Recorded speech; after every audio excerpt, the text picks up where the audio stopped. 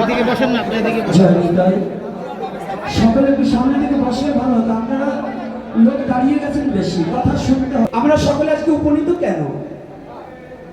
আমার শ্রদ্ধাভাজন 178 শ্রী শ্রী চিন্ময়ানন্দ দাস বাবাজি চঞ্চল গোসাই মহাশয় আজ আমাদের এখানে উপনীত আছে।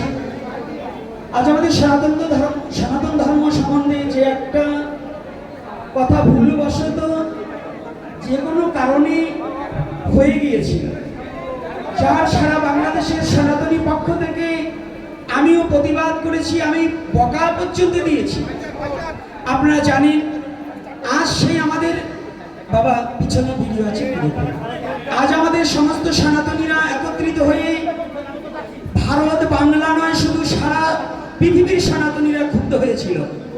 সেই পরিপাকে উনি একজন অসুস্থ রোগী, যে করেই হোক কথাটা উনি বলেছে, আমি এটা বলতে চাইনি, যেভাবেই হোক হয়ে গেছে অনাকাঙ্ক্ষিতভাবে ঘটনা।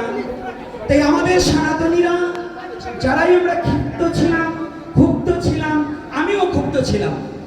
পরবর্তীতে আমরা সকলে বসে এই ভাঙা থানার ব্রাহ্মণ সম্প্রদায়ের সভাপতি যিনি মিঠুন চক্রবর্তী এবং আমাদের ব্রাহ্মণ সম্প্রদায়ের একজন বিচারক আছেন তিনি খোকন পণ্ডিত মহাশয় এবং আমাদের 178 শ্রী শ্রী চিন্ময়ানন্দ দাস বাবাজি এবং অন্যান্য বাবাজি কান্তিদা এবং নন্দদুলাল গোস্বামী, আমরা সকলেই পরামর্শ করে যে একজন ভুল করলে তার সংশোধন করতে হবে, ভুলটাকে তাকে বুঝিয়ে দিতে হবে এটা ভুল। আমরা সেই পদক্ষেপ নিয়ে সকলের সহযোগিতায় সেই রবীন্দ্র বাবা বলছে যে বাবা আমার ভুল হয়ে গেছে, এজন্য কি করা যায়। তখন সমস্ত শাস্ত্রবিদরা এবং সাধু সন্ন্যাসী মহন্তগণ তারা বলেছে যে বিধান আমরা দেবো তুমি কি মানবে কিনা। সে বলছে যথার্থ আমি সনাতনী, এই সনাতন ধর্মের যারা এই আর্য মহর্ষির ধার্য করা নিয়ম অনুপাতে যারা আছে তারা যে আইন দেয় আমি সেটাই মাথা পেতে নেব।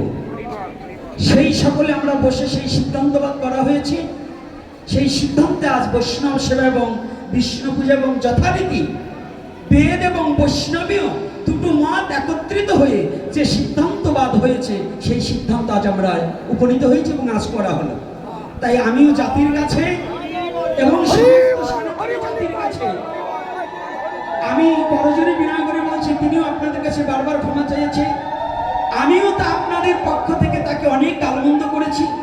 আমি আজ আপনাদের কাছে বলছি কৃপা করে আপনারা তাকে ক্ষমা করে দেবেন, সে যেন বুঝতে পারে আমার শুদ্ধ সনাতনটাকে তিনি হৃদয়ে ধারণ করে তার বাকি জীবনটাকে চালিয়ে যেতে পারে। সনাতনই যেন তার মৃত্যু হয় এবং এই সনাতনকে ভালোবেসেই যেন তার ভগবানের চরণে পৌঁছাতে পারে, আমি এই আশা ব্যক্ত করছি। আর ওনার ব্যাপারে আর আমার কোনো কথা নেই, আপনারা সকলে ক্ষমা সুন্দর দৃষ্টিতে দেখবেন। আর আমার জাতির কাছে যারা ইউটিউবার আছেন, যারা চ্যানেল থেকে আসছেন, সকলেই একটা বার্তা সবাই প্রচার করে দেবেন, ওনার উপর যেন আমার বিশ্ব সনাতনী জাতি কোনো মনোক্ষুব্ধ না থাকে, সকলে যেন ওনাকে ক্ষমা করে দেন। জয় নিতাই, জয় গৌর। আর আজকে আমার রবীন্দ্র বাবার আলোচনাটা ছেড়ে দিয়ে আমি দুটো কথা আমার জাতির উদ্দেশ্যে দুটো কথা বলবো, ওখানে আমার কোনো কথা আর নেই। আজকে আমার কথা হচ্ছে আমরা জাতি সনাতনী, পৃথিবীর শ্রেষ্ঠ সভ্য জাতি সনাতনী জাতি। এই এখন আপনারা একটু সামনে থেকে সরুন, আমার একটু কথা, আজকে যুব সমাজ আছে, দুটো কথা বলবো, বলা যাবে কি? আর সংক্ষিপ্তই বলবো। আমিও আইসি 1টার সময়, আর কর্তারাও আইসে 2:30টার সময়। হ্যাঁ,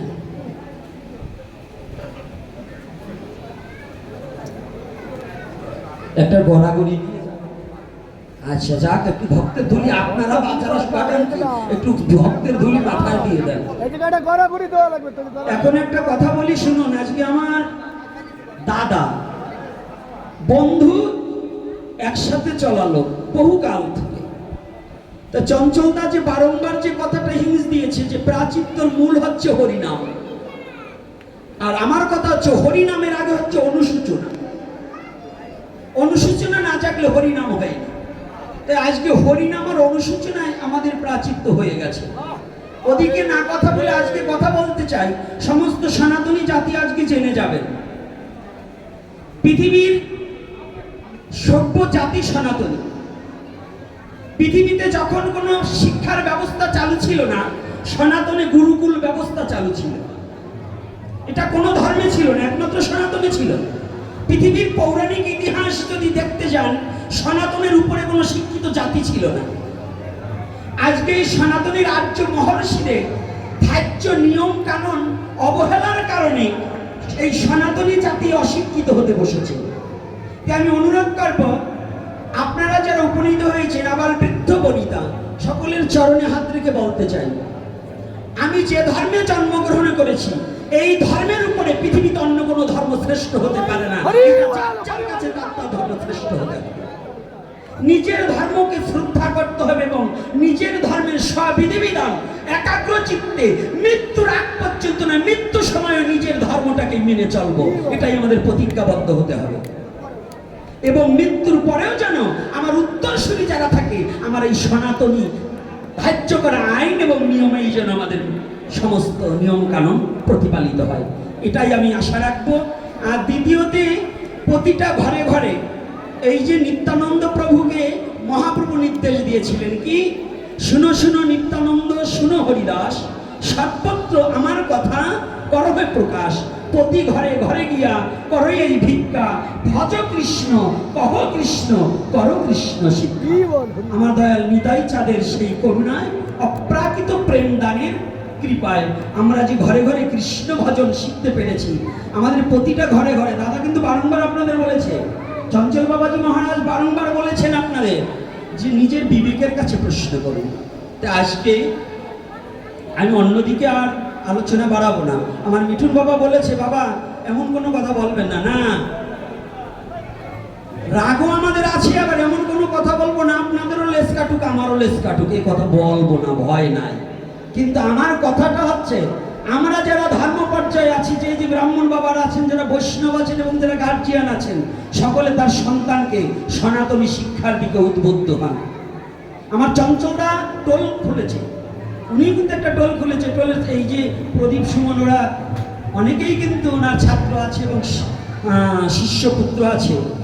তা আমাদের এই যে আর একজন সদানন্দ টিকাদার মহাশয়, ইনি গ্রামে গ্রামে গিয়ে বিনা পারিশ্রমিক নিয়ে সনাতনী শিক্ষার ব্যবস্থা করেছে। আমি এজন্য আমি সদানন্দকে আগে রাগ করেছি, অজান্ত আমি ওকে বকা দিয়েছি, কিন্তু এখন সদানন্দকে আমার ভালোবাসতে ইচ্ছা হয়।